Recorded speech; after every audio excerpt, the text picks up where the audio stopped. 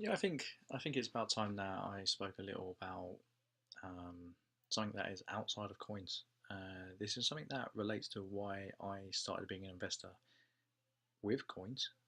Before I was just a collector, and then I went 100 miles an hour into stacking, and there was a reason behind it.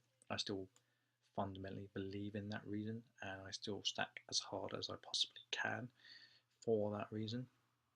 And the reason is I want to talk about money markets and how they work. And I know more eloquent people have spoken about it before me.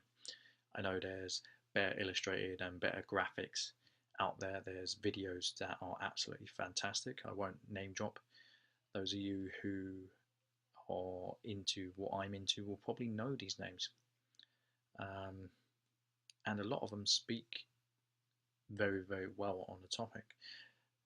But I wanted to put out a dialogue on the positive side of the system, or the money creation system, because not a lot of people do that. They say, well, it's wrong, they're bashing it, we get inflation because there's more money in circulation and there's quantitative easing and it doesn't work. And the truth is, you're missing the point. It's akin to the same argument of saying, well, physical metal is it's oversold on the paper market, like I'm only for physical. And it's just like, well, no, you should be both. You should have the physical stack and then use the use the paper stack. I say paper stack, it's all digits on a computer, but use the paper markets to weave in and out of positions to increase your results, you know? So how does the money markets work? And essentially, a lot of people don't understand this. They think that if you go to a bank and you deposit money into a bank, then the bank will take that money and give it to someone else, and that's how the economy works. That is not how the economy works in any way, shape, or form. Um, I can understand why people think it, and there are papers out there that will back up what I say. Like the Bank of England put out a paper on what base money is. So let's start with base money and move forward. So base money is literally the physical amount of money in the system, and it works out to be about 3%. There's a great YouTube documentary called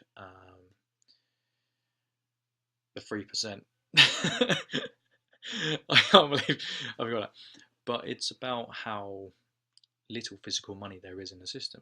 And it's funny because people say, well, if we pay back our debts, we can save into prosperity. So let's save the money we have. And the truth is, you cannot do that, because if you save the money, then the system falls apart. So you've got your base money, and then you've got the money on top, and then you've got the credit money. So essentially, what a bank does, instead of lending your money to someone else when you have savings and someone else wants a loan, the bank will open up an open loop.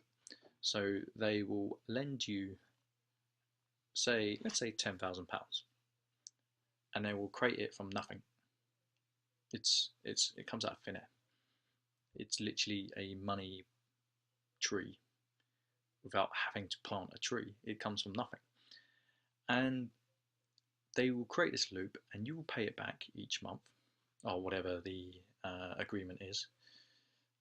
When you pay it back, they will close the loop off. So, and the extra money, the interest you pay, will be their profit. And the way that they work this out is they look at your credit score and they will assign a credit risk, and the interest will be how much of an issue they think you may or may not be. And this is such a flawed system, because rich people who don't need money, they end up getting super cheap credit, and poor people who do need money to expand businesses, such as myself, they get offered higher rates of interest over longer term periods. So the money system doesn't work by there having a small amount of physical money. The money system is layered. It's like an onion. You have the physical amount, and then you have the debt system. It's the same with the paper market for silver. You have the physical silver, or the physical gold, and then you have the paper, which could be seen as the debt. It's just a claim on what the physicality is. Now, I want to talk to you about how you can use this system. If if all an economy can do is increase money, which it has been doing, it's called quantitative easing. You don't want to be saving. Saving is for stupid people. It's for people who don't have knowledge they should have. Maybe stupid is harsh. Maybe financially illiterate is better, and that can happen for many reasons. Some people just don't look beyond what they know, and if you're taught something that's wrong, and there are governments and companies out there that make money off your back just from these things, so they're not going to tell you the right answer. But if you're sitting on money and all they can do is increase the money supply to keep up with debt repayments, then that's inflationary, and they are stealing from you. Inflation is theft. Let's make no bones about it. It's theft of the common man. You've probably noticed that everything has gone up. So you're talking petrol, food, everything. This is due to inflation. So you shouldn't be saving. You should have your money in assets. So I got into stacking because I realised that my money is better served in assets than it is in money, due to the way that the economic system is set up. In fact, my bank account say I'm minus 5 figures, and that's true, I am, but it doesn't take into account my assets, which will gain in value whilst money loses in value, because if there's more money in the system, that money is chasing the same finite amount of assets. You can make money to infinite. You can't do that with assets. You can't do that with land, and you can't do it with property. You can't do it with gold and silver. You can do it with shares, although a company will go bust and you'll lose the lot.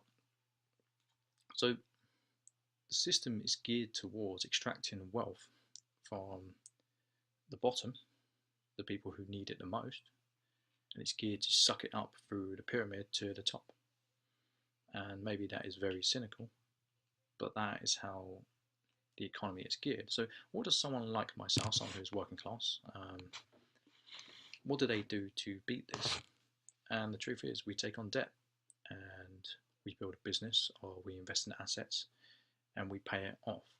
It's probably cheaper to literally borrow on good terms, because they are good terms at the moment, pay it back gradually or overpay it, because by the time you get to your required destination, maybe that's a 5 years, so your settlement date, you'll be worth more than you would have been without taking on the debt.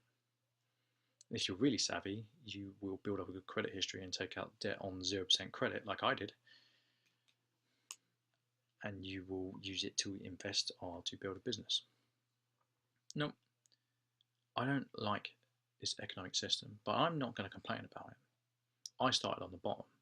I should be the person who complains the most about it.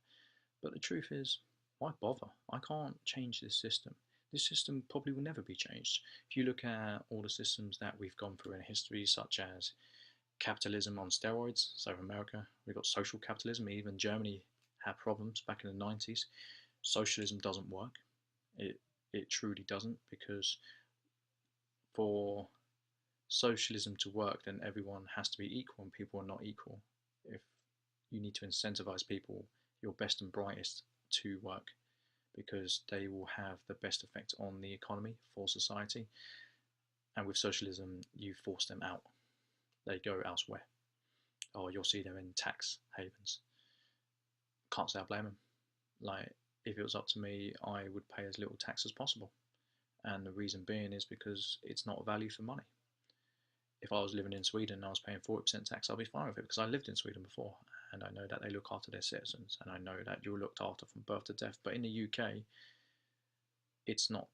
There's no fairness in the system. You are taxing the poor, and you're giving it to the upper middle class and upwards, and that's not fair game. So I can't say I blame people. This is the system we have.